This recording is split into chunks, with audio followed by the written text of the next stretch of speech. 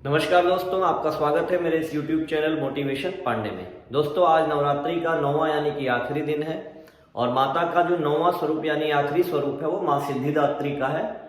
9वें स्वरूप की पूजा से माता सभी प्रकार की सिद्धियां हमको प्रदान करती हैं। मतलब कहा जाता है कि अगर कोई भी तपस्या करके, इतनी कठिन पूजा करके अगर माता के इस स्वरूप से सारी सिद्धियों को प्राप्त कर ले तो फिर उसके लिए संसार में की हर मोह माया से वो मुक्त हो जाता है। उसको किसी भी प्रकार का भय, द्वेष, ईर्ष्या, क्रोध ये सारी चीजें नहीं आएंगी और वो इन सब चीजों से ऊपर उठ जाएगा और एक विशेष स्थान की प्राप्ति कर लेता है। हालांकि आजकल के इस जमाने में इतनी कठिन पूजा तपस्या मुश्किल है, लगभग असंभव के समान है, लेकिन फिर भी अगर हम सच्चे मन से केवल माँ सिद्धिदात्री की पूजा करें तो माता हमें अवश्य कुछ न कुछ सिद्धियां प्रदान करती हैं और हमारे जीवन को सुखमय बनाती हैं। माता कहा जाता है कि माता 8 प्रकार की सिद्धियां देती हैं उनकी पूजा करने से। वो 8 सिद्धियां हैं: अणिमा, प्राकम्य, गरिमा, महिमा, प्राप्ति, लघिमा और ईशित्व। ये 8 तरह की सिद्धियां हैं। माता सिद्धिदात्री की पूजा करके भगवान शिव को भी इन्हीं सिद्धियों की प्राप्ति हुई थी। इसी वजह से माता का नाम सिद्धिदात्री पड़ा। माता के जन्म की कथा यह है कि माता ने इस सृष्टि को असुरों से मुक्त कराने के लिए जन्म लिया था। कहा जाता है कि ब्रह्मांड में जब कुछ भी नहीं था तो माता ही थी। माता ने अपना शरीर धारण किया, इसीलिए माता को आदि शक्ति भी कहते हैं। और माता ने ये ब्रह्मा, विष्णु, महेश त्रिदेवों का निर्माण किया और माता के ही कारण भगवान शिव अर्धनारी के रूप में प्रकट हुए, जिसमें आधा शरीर उनका स्त्री का था और आधा शरीर पुरुष का था, जिस वजह से उनको अर्धनारीश्वर भी कहते हैं। माता के 4 हाथ हैं। माता सिंह और कमल पे विराजमान है, लाल वस्त्र धारण किए हुए हैं और माता के चेहरे पे एक बहुत ज्यादा तेज है।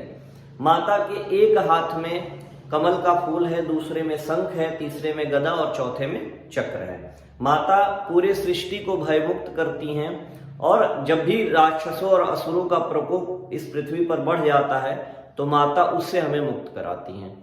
तो इन सारी पूजाओं के बाद अगर हम चाहते हैं कि हमारा जीवन सुखमय हो, हमें सिद्धियां हो, ज्ञान प्राप्त हो, तो माता सिद्धिदात्री की पूजा बहुत जरूरी है। और नवरात्रि का जो 9वां दिन है, सिद्धिदात्री का रूप, यह सारे स्वरूपों में सबसे महान और सबसे विशेष है। आज के दिन जब आपको माता की पूजा करनी हो तो जो लोग 9 दिन का व्रत कर रहे हैं उनके लिए आखिरी है, और जिन्होंने पहला और 8वां भी किया है उनको भी आज के दिन पूजा अवश्य करनी चाहिए। और आपका 9 दिन का व्रत या कोई भी पूजा तभी फलित होगी जब आज के दिन आप हवन करेंगे।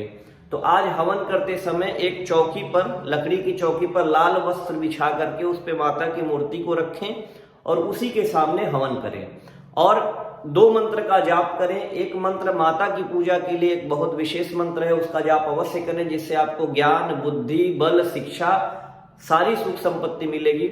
वह मंत्र ये है कि या देवी सर्वभूतेषु सिद्धिदात्री रूपेण संस्थितां नमस्तस्यै नमस्तस्यै नमस्तस्यै नमो नमः।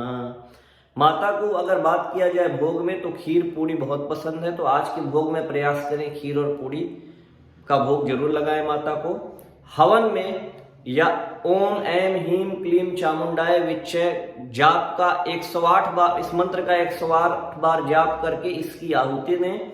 और जैसे भी आप नॉर्मल हवन करते हैं उस हवन को करिए, लेकिन अगर इस हवन में खीर की आहुति दें, जो लोग व्रत है 9 दिन का वो तिन्नी के चावल का खीर बना लें और उसकी खीर की आहुति दें तो वो और ज्यादा जो है फलित होता है। कहा जाता है आज ही के दिन भगवान श्री राम का भी जन्म हुआ था, नवरात्रि के 9वें दिन, इसीलिए आज के दिन को रामनवमी के रूप में भी मनाया जाता है। तो आज के दिन का 2 महत्व है। एक तो नवरात्रि का आखिरी दिन है, माता सिद्धिदात्री का दिन है, और दूसरा भगवान श्री रामचंद्र का भी आज जन्म हुआ था, जिसकी वजह से आज के दिन को रामनवमी कहते हैं और आज का दिन बहुत ही ज्यादा महत्वपूर्ण और महान हो जाता है। तो दोस्तों, ये नवरात्रि की 9 दिन की जो सीरीज थी जिसमें मैंने हर दिन की कथा के बारे में आपको बताया, ये आपको कैसी लगी ये मुझे जरूर बताइएगा। और फिर आगे भी इस तरह की कोई पर्व त्योहार पड़ेंगे तो उसके सीरीज में मैं इस तरह की वीडियोस बनाता रहूंगा। बस आप लोग का साथ चाहिए, जिससे हमको भी मोटिवेशन मिलता है। तो मेरी सारी वीडियोस अच्छी लगी तो चैनल को सब्सक्राइब करिए, वीडियो को लाइक, शेयर और कमेंट जरूर करिए।